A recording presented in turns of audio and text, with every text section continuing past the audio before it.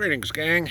All right, it is mid-afternoon on New Year's Day, and it's upper 50s here, and so I figured, okay, it's a good chance to get out and get some yard work done, work on my gardens, because winter is an important time to do it. Now, I get that some of you guys are under 6 feet of snow right now, but not everybody is, okay? So you guys got to work on that when you can.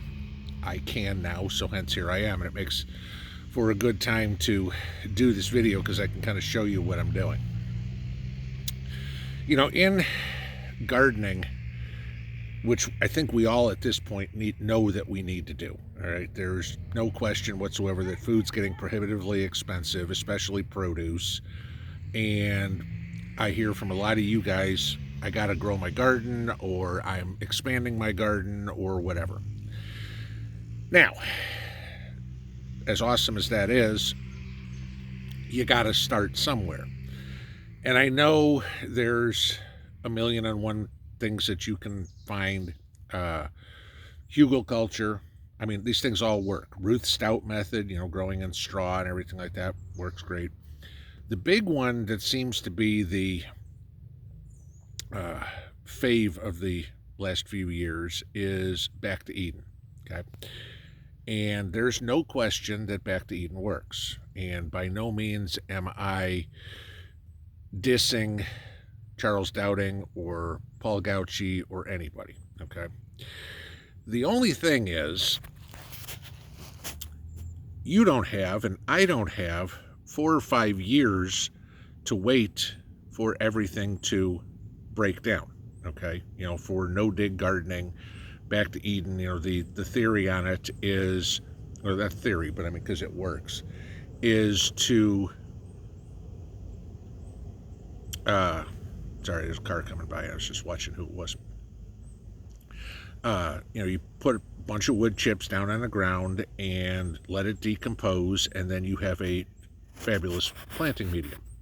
Yeah, okay. Here's the catch, though, and there's a couple of things that they fail to tell you in this. First off, before putting all those wood chips down, you have to put down a boatload of compost. Okay, now, I don't care who the gardener is, none of us have the ability to make enough compost to do everything we have. So a lot of times that means going out and getting compost from some place that sells it or whatever. And if you've looked, compost is very expensive.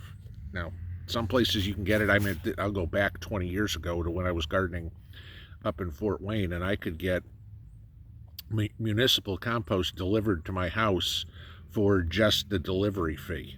Okay, that was great. They'd take a dump truck, they'd fill it full of compost and put it on my driveway. It was completely full of weeds, but it was compost, and it was good stuff. You just had to deal with the weeds, and that's similar for any compost, no question. But then once you put that compost on, then you put your wood chips. Okay, so first off, you've got to find all that compost. It's not just like you put cardboard down on your lawn and put some wood chips over the top, and come springtime, you plant in it. No, come springtime, maybe 5 years from now, you plant in it, but we need to eat earlier than that. Okay. The second thing about it is wood chips, as great as they are much better suited for trees than they are for leafy green vegetables. What you need for your vegetables is much more of a soft, for lack of a better term, compost. And I'm not going to proclaim that I'm a master gardener or I'm a botanist or anything like that. This is just stuff I've learned over the years, and I want to share it with you guys so you can get a good garden growing as quick as possible. Making your compost to grow your vegetables in, or making your bed, you need to start with soft material. And if you think about how nature does it too, all right, if you think of an empty lot somewhere around, okay, what's growing out there? Chances are it's grasses and weeds. And over time, those grasses and weeds will break down, feed the soil, etc., etc., etc., and then you'll start to get maybe some woody bushes or woody plants or whatever. And over time, those will break down. And then you will end up getting trees. And over time, those will die and break down. Okay? Of course, now what we're talking about is a couple of 100 years, and none of us will be here. Paul Gauci said something that's very true about, God's idea of designing the landscape of the world. Okay? Is God designed it so that he didn't have to do any work. Very profound, right? The difference is God has millions upon millions upon millions of years to perfect his craft, if you want to say that, okay? You and I don't, okay? You and I also can't point a finger and say, I want this to be here, and it is.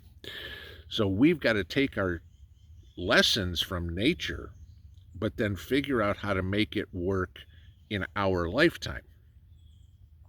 So when you're building that soil and building that original garden, and I mentioned this a couple of years ago and showed you guys how I was doing this, and I'm still building a soil in my garden, and I mean, this will now go on 4 years, about putting in manure, rotted manure, okay, and straw, and grass clippings, and whatever would be, and you're building that over time. And as much as everybody says, oh, no-till, no-till, no-till, no-till is great once you have the soil built.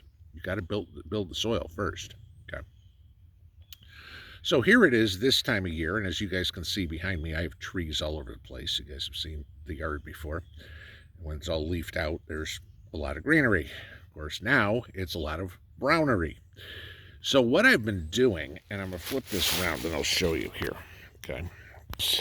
Here is one of my beds, and I've been raking up leaves all over the yard, and I've been shredding these leaves and putting them in the garden. Pretty simple stuff, okay?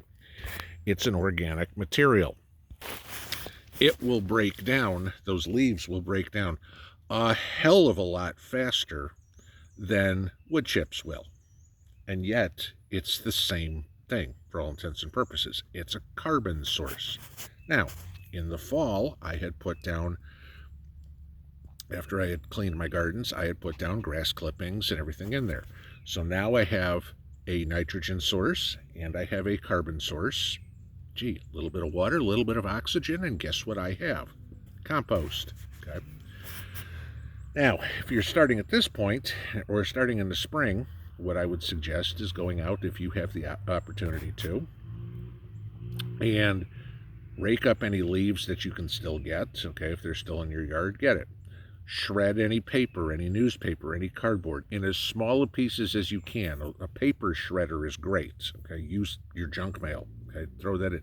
You're gonna need a lot. I mean, I've got 3 landscape bags full of shredded leaves in here, and I've covered about a quarter of a 24 by 18 or 24 by 16 garden. Okay, so you can imagine how much I need, because I got 3 of those and then I got the big one.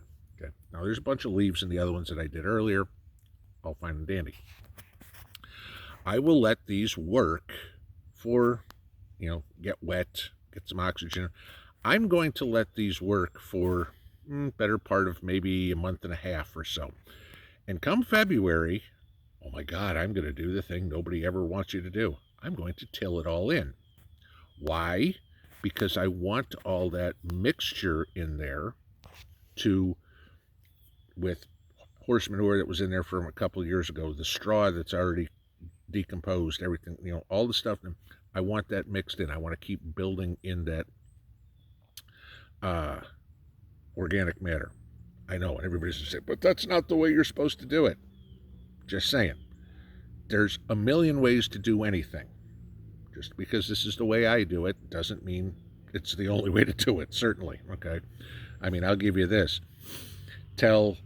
Get 10 people in front of you and say, make me scrambled eggs. And you can pretty much bet all 10 of those people would have a different way of doing it. Oh, I scramble with a whisk. Oh, I scramble with a fork. Oh, I scramble in a pan. Oh, I scramble in a bowl. Oh, I add milk. I add cream. I don't add anything. I add pepper when it's raw eggs. I add pepper once it's into the pan, whatever it would be. There is no one way to do it. I'm just giving you an idea here on a way to speed up a no-dig process, because I need to plant in this again this year. And anybody that says, oh, that's not going to work, if you've seen my gardens, yeah, it works, okay? And my garden last year was better than my garden the year before. I'm going to sneeze. And it was 2021 was better than 2020, okay? This works. Now, when everybody says, well, you're robbing nitrogen by having all those leaves, sure, for, you know, a 1/16 of an inch around the leaves or whatever it would be, yeah, okay, you're probably right.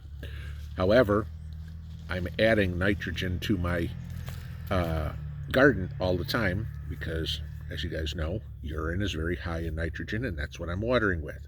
You guys know about fertilizer that I make with chicken bones and coffee grounds and eggshells and God knows whatever. It's all organic stuff. And I'm not a proponent. I mean, I'm not an opponent either, but I'm not, oh my God, I'm organic, that's the only way to do it. No, I'm going, how can I do this when there is nothing else? Okay. I don't want to be putting chemicals in my garden. Why? Because the garden just gets reliant on those chemicals. If I can grow it without it, I'm going to have healthier food, and gee, then I'm not putting those chemicals in me. Okay. So when you're building this new garden this year, make sure to do something in regards to a lasagna style. All right.